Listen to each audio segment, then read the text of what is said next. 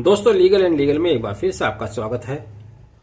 बहुप्रतीक्षित निर्णय जिसकी बहुत दिनों से प्रतीक्षा की जा रही थी, बहुत से लोगों ने इस पर अपनी निगाहें टिकाई हुई थी। आज सुप्रीम कोर्ट द्वारा उस मुद्दे पर भी निर्णय सुना दिया गया। आप समझ ही रहे हैं हम जिस निर्णय की बात कर रहे हैं वो है बिल्किस बानो रेप केस, जिसमें आरोपियों को गुजरात राज्य द्वारा उनकी सजा को माफ कर दिया गया था, जो कि आजीवन कारावास की सजा भुगत रहे थे। जो 11 आरोपी जेल से छूटे, उनके ऊपर न सिर्फ बिल्किस बानो बल्कि बिल्किस बानो के अलावा अन्य कई महिलाओं के साथ बलात्कार और कई हत्या के आरोप उनके ऊपर थे, जिनमें उनको सजा हुई थी। लेकिन गुजरात राज्य ने उनकी सजा माफ करते हुए उन्हें बरी कर दिया था, जिसके विरुद्ध बिल्किस बानो द्वारा सुप्रीम कोर्ट के समक्ष ये याचिका दायर की गई थी। इस संबंध में आप बहुत सारी न्यूज सुन चुके हैं, पूरा मीडिया आज इन्हीं खबरों को दोहरा रहा है। लेकिन आखिर सुप्रीम कोर्ट ने क्यों उनकी सजा माफ की, वो कानूनी पहलू कौन सा है जिसकी वजह से सुप्रीम कोर्ट ने माफ की हुई सजा को दोबारा सजा में तब्दील कर दिया। दरअसल किसी अपराधी की जिसको सजा सुनाई गई है, उसकी सजा को माफ करने का अधिकार राज्य सरकार के पास होता है।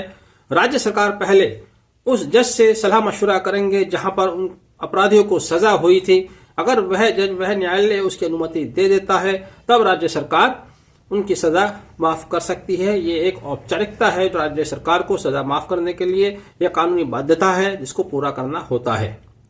इस मामले में यही किया गया था। गुजरात राज्य सरकार द्वारा जज से मशवरा लेने के बाद इनकी सजा को माफ कर दिया गया था। हालांकि उस समय भी गुजरात हाई कोर्ट ने कहा था कि गुजरात सेशन कोर्ट जहां पर यह केस दर्ज हुआ था, वह इस संबंध में अपनी राय देने के लिए एप्रोप्रिएट न्यायालय नहीं है। तो आप इस शब्द को देख लीजिएगा, उपयुक्त न्यायालय या एप्रोप्रिएट कोर्ट नहीं है। अब एप्रोप्रिएट कोर्ट पर आकर बात अटकती है। यहीं पर सारा मामला उलझा हुआ है कि एप्रोप्रिएट कोर्ट कौन सी है। दरअसल यह घटना ठीक है गुजरात दंगों के दौरान 2002 की है। गुजरात में ही यह घटना घटी और उसी के न्यायालय क्षेत्र में इन अपराधियों के विरुद्ध मुकदमा चला, पंजीकृत हुआ। लेकिन जिस समय मुकदमा चल रहा था, ट्रायल चल रहा था, उस समय इन मुकदमों को एक याचिका के द्वारा गुजरात राज्य से किसी गैर बीजेपी शासित राज्य में स्थानांतरित कर दिया गया, यानी कि महाराष्ट्र में ट्रांसफर कर दिया गया। महाराष्ट्र में ट्रायल पूरा चला और महाराष्ट्र में ही सेशन कोर्ट द्वारा इन सभी 11 अभियुक्तों को आजीवन कारावास की सजा सुनाई गई। उसके विरुद्ध वे हाई कोर्ट गए, वहां से भी उनको कोई लाभ नहीं मिला। सुप्रीम कोर्ट आए, वहां से भी लाभ नहीं मिला। कुल मिलाकर उनको वहां से आजीवन कारावास मिला। अब इन्होंने सीआरपीसी की धारा 432 में दिए गए प्रावधान का सहारा लेते हुए राज्य सरकार ने उनकी सजा को माफ कर दिया।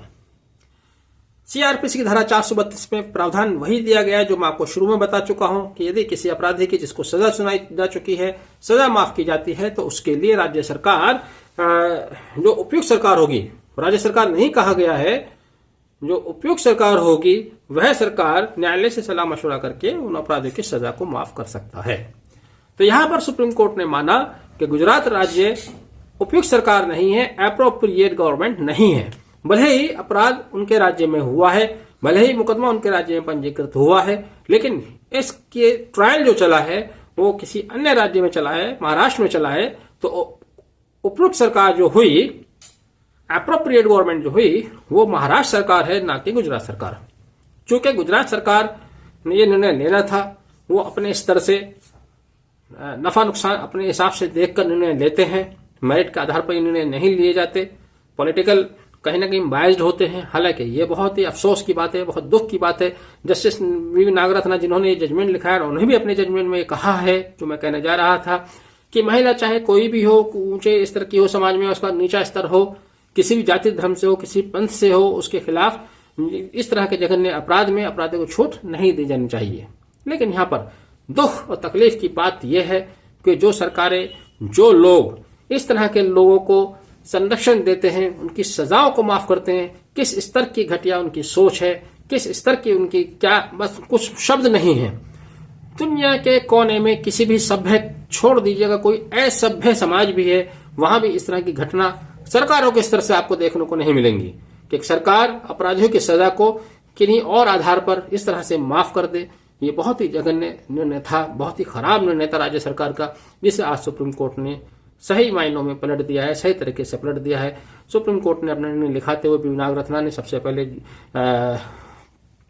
दार्शनिक प्लेटो को भी कोट किया, जिसमें उन्होंने कहा है कि सजा का उद्देश्य प्रतिशोध नहीं सुधार होना चाहिए। उन्होंने यह भी कहा कि डॉक्टर जब किसी को दवाई देता है तो कड़वी होती है, तकलीफ होती है, लेकिन उसका उद्देश्य उसको सही करना होता है। तो सजा भी इसी तरह से होती है कि उससे तकलीफ तो हो सकती है, लेकिन उसका उद्देश्य अपराधियों का सुधार करना है, प्रतिशोध नहीं है। बहरहाल ये निर्णय पलटा गया। क्यों पलटा गया, क्या इसके कानूनी पहलू थे, वो मैंने आपको बताने की कोशिश की। आपने वीडियो आखिर तक देखा। Thank you, have a nice day.